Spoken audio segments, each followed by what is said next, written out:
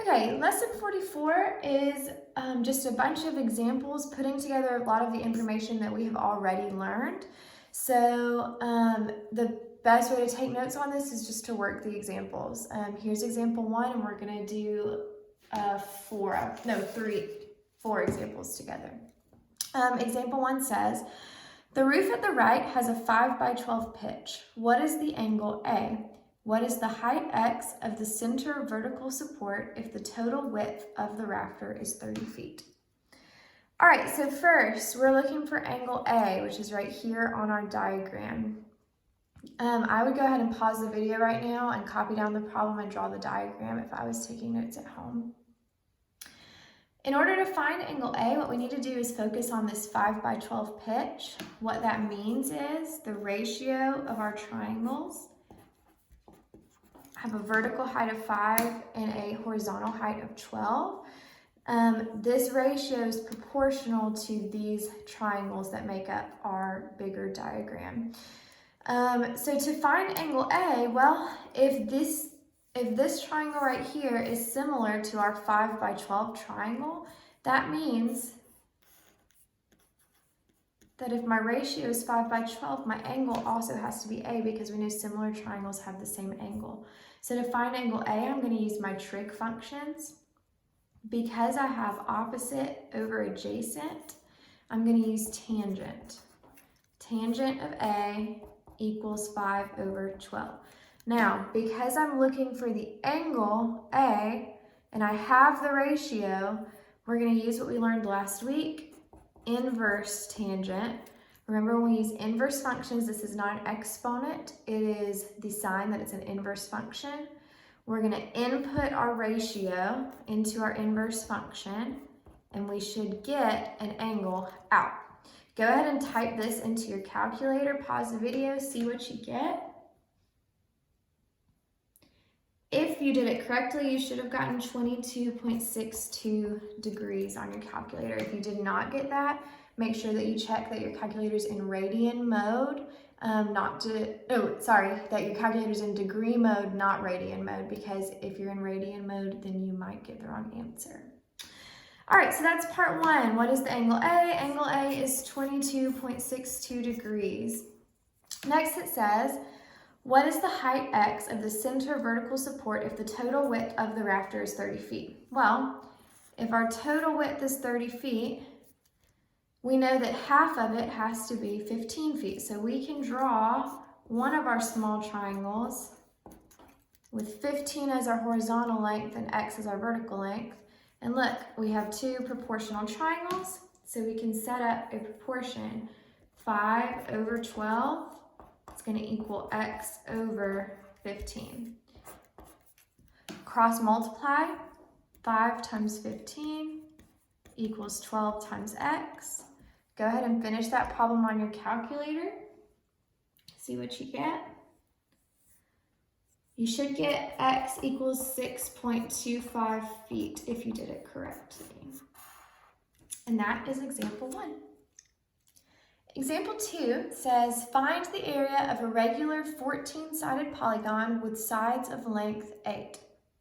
We know regular means that all the sides and angles are going to be equal, and we have 14 sides to our polygon. Instead of trying to draw a shape with 14 sides, just draw one of our reference triangles. We know that this is the central angle right here, and then we know this is one of our 14 sides. Just pretend that it continues and has 14 sides around it.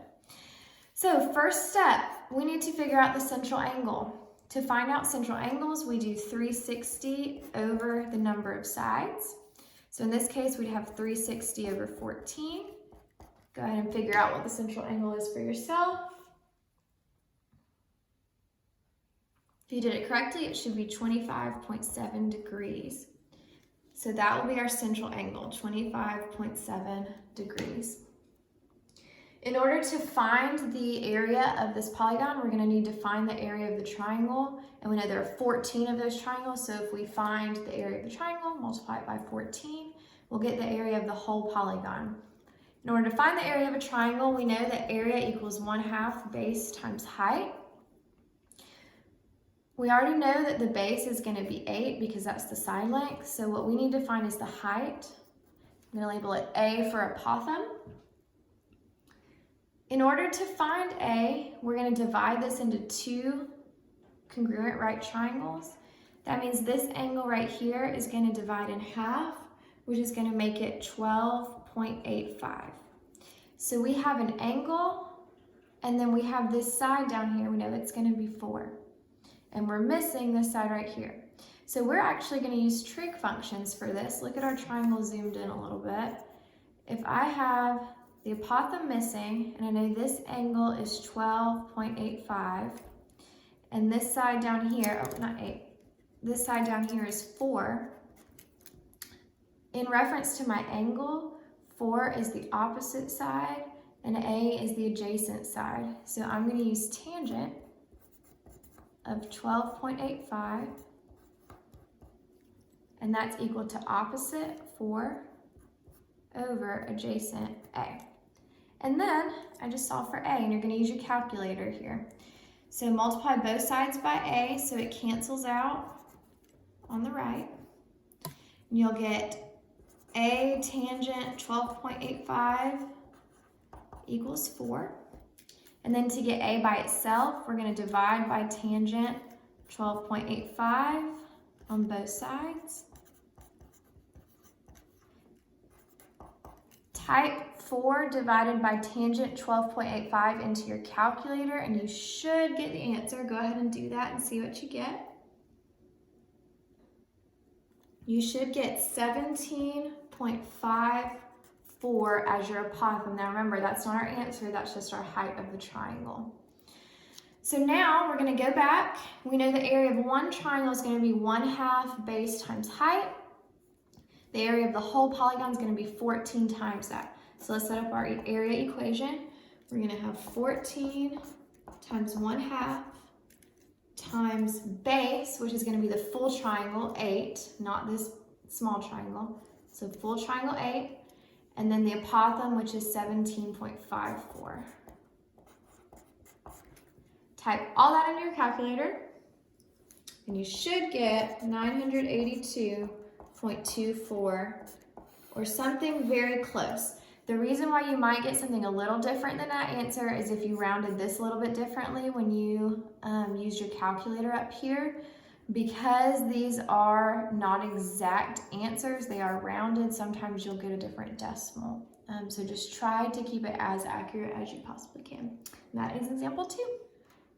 Example 3 says, a regular octagon is circumscribed about a circle of radius 8 inches. What is the radius of the circle circumscribed about the octagon?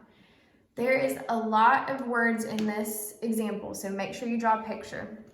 The first thing, a regular octagon is circumscribed about a circle of radius 8 inches. Okay, so we have this circle, radius 8 inches.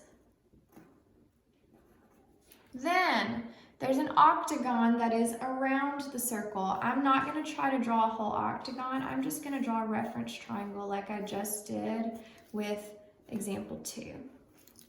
So pretend that there's a whole octagon all around this circle. And then it says, what is the radius of the circle circumscribed about the octagon? So now we have not only, it's a little messy, let me clean that up.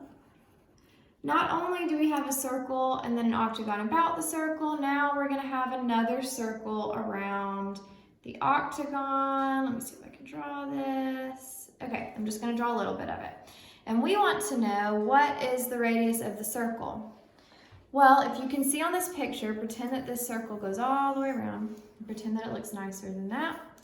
The radius is going to be this length right here on my reference triangle of my octagon. So I know that 8 is going to be the apothem, and I just need to find this right here. So I'm going to draw this over here. We're going to zoom in on it.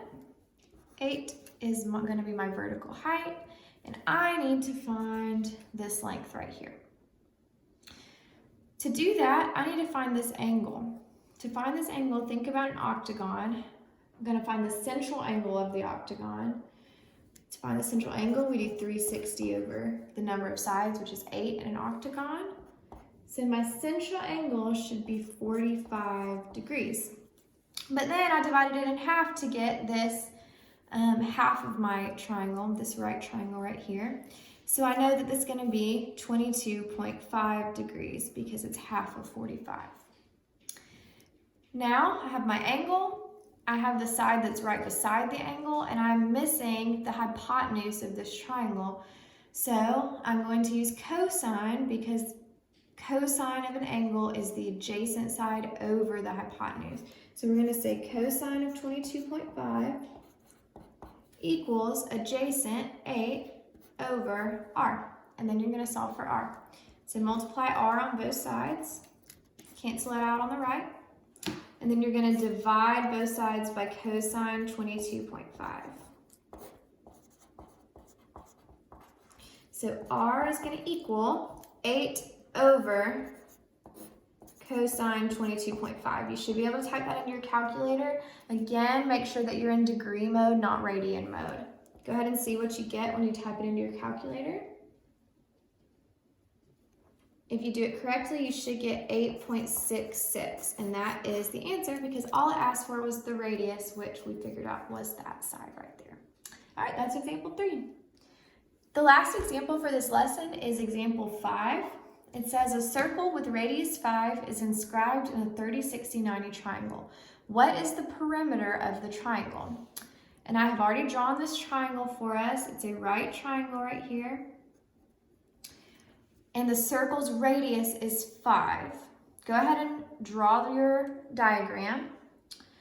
Now what we're going to do, because we know that radii are perpendicular to tangent lines. So if this circle is inscribed, that means this is a tangent point, this is a tangent point, and this is a tangent point. So if we draw a radius to those 3 points, that's messy. If we draw a radius to those 3 points, we can create right angles on our diagram. Then, look at this one down here. It doesn't look very accurate, but if I have a right angle here and I have a right angle right here on the right side, up here I also have a right angle. That means this last one also has to be right.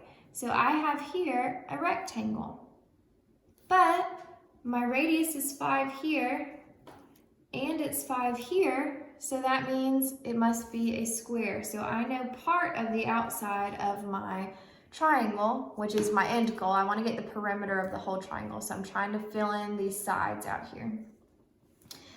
And I also know that these two have to be equal because this is a tangent segment right here coming to 2 different tangent points on the same circle. So we know those have to be equal anyway. All right, so there's that part of the circle. Now, what we're going to do is we're going to look up at this section up here next. And I know that because I've divided this circle into 3 segments, and I know that this is a 60-degree angle up here because it tells me it's a 30, 60, 90 triangle. Should have labeled that earlier. Because this is a 60-degree angle, I can bisect it right here through this radius, and it becomes a 30, 60, 90 triangle. Now that's really small, so I'm going to move it over here. I have a 30-degree angle, and then the inside angle has to be 60. And I know that this side down here is 5. Now, I do not care about this hypotenuse length right here because I'm looking for the outside of my big triangle. I want to figure out the perimeter. So we just need to figure out this side right here. Well, this is a 30, 60, 90 triangle. It follows the rules of 30, 60, 90 triangles. So if 5 is across from 30, to get the side across from 60, you multiply 5 by root 3. So 5 root 3 is going to be this side right here, which corresponds to this side over here on your diagram. So I know that this whole side equals 5 plus 5 root 3. Now, let's zoom out and look at the big triangle.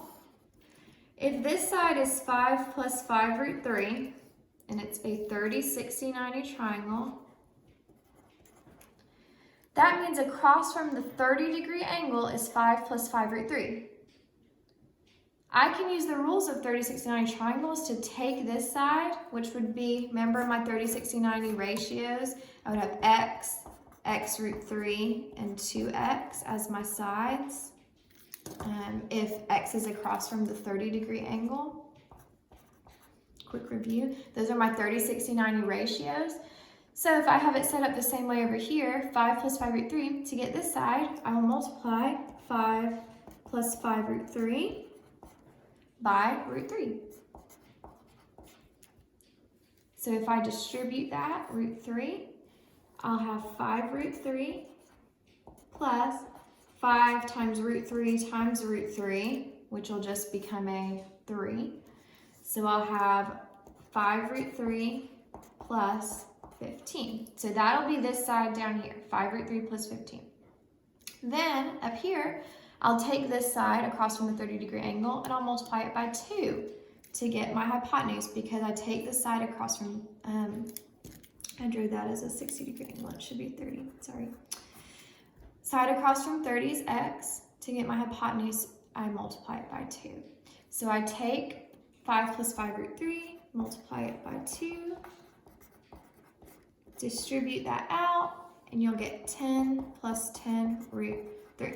Now, go back to the original. It says, what is the perimeter of the triangle? So what I need to do is I need to take that side, that side, that side, and add them all together to get the perimeter.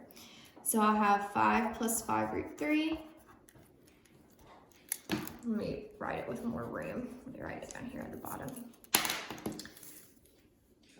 5 plus 5 root 3